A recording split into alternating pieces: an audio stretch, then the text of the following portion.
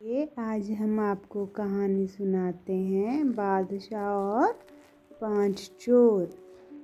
ये कहानी एक बादशाह की है जो अपनी जनता के प्रति बहुत ही न्यायवादी थे। वह अपनी प्रजा के साथ कभी भी कोई अन्याय नहीं होने देते थे।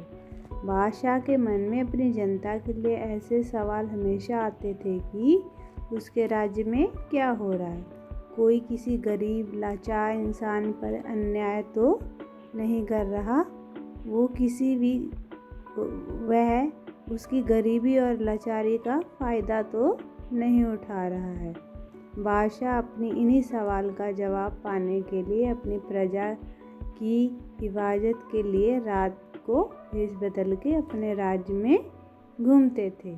एक बार ऐसे ही बादशाह भेष बदलकर नगर के बाजार में घूम रहे थे। तभी बादशाह कासिम की नज़र 5 ऐसे लोगों पर पड़ी जिनकी बातें और इरादे नेक नहीं लग रहे थे।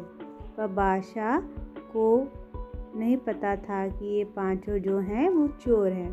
बादशाह को ये पता लगाने के लिए आखिर ये लोग क्या चाहते हैं, तब बादशाह ने उनसे पूछा, आप कौन हैं? उन्होंने जवाब दिया, हम चोर हैं।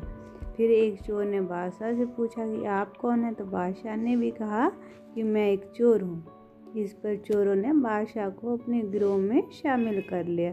अब चोरी करने की सलाह हुई, लेकिन चोरी करने से पहले ये तय हुआ कि उन्हें अपने में से किसी एक को सरदार बनाना चाहिए। इस बात पर सभी चोर सहमत हो गए। सरदार चुनने के लिए ज़रूरी था कि सब अपना अपना गुण बयान करें, ताकि जिसका गुण सबसे अच्छा हो उसे ही सरदार चुना जाए। पहले चोर ने कहा, मैं ऐसी रस्सी का फंदा बना लेता हूँ कि एक बार में रस्सी फंस जाती है। तो दूसरे ने कहा, मैं सेंध लगाना बहुत अच्छी तरह से जानता हूँ। तो तीसरे चोर ने कहा, मैं सूंघ कर बता सकता हूँ कि माल कहाँ पे दबा हुआ। चौथे ने कहा कि मैं जानवरों की बोली समझ सकता हूँ कि वे क्या कहते हैं। 5वें चोर ने कहा कि मैं जिसको रात में एक बार देख लेता हूँ, दिन में भी उसकी पहचान कर लेता हूँ। बादशाह सोच रहा था कि मैं क्या कहूँ। जब सारे चोर अपना अपना गुण बयान कर चुके तो बादशाह ने कहा कि मेरी दाढ़ी में एक कमाल है कि चाहे कितने भी बड़े अपराध करने वाले चोर डाकू को फांसी पर चढ़ रहे हों, यदि मैं जरा सी दाढ़ी हिला दूं तो सब आज़ाद हो जाते हैं। चोरों ने जब बादशाह का ये गुण सुना तो उनको ये गुण सबसे अच्छा लगा।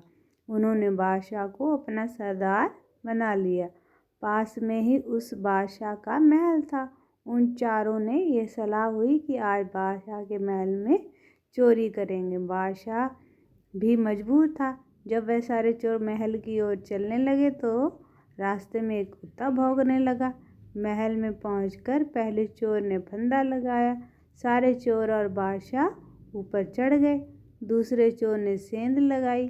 तीसरे चोर ने सूंघ के खजाने का पता लगाया और चोरी करने के बाद सभी चोरों ने माल आपस में बांट लिया और अपने अपने घरों को चल दिए।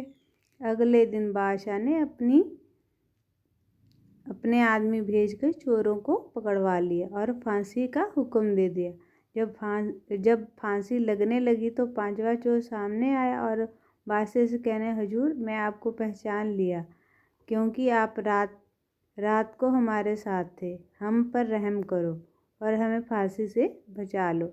हम सच्चे दिल से संकल्प लेते हैं कि आज से कभी भी चोरी नहीं करेंगे, बल्कि आपकी सेवा में सारी उम्र लगा दें।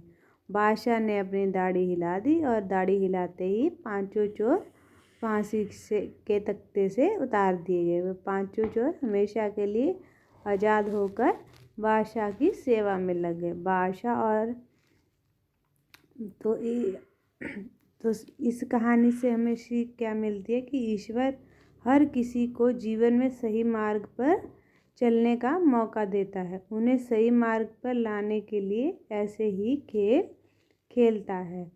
तो उम्मीद है आपको ये कहानी अच्छी लगी होगी। तो प्लीज़ अगर आपको ये कहानी अच्छी लगी तो इसको लाइक, शेयर, कमेंट और सब्सक्राइब ज़रूर करें। धन्यवाद।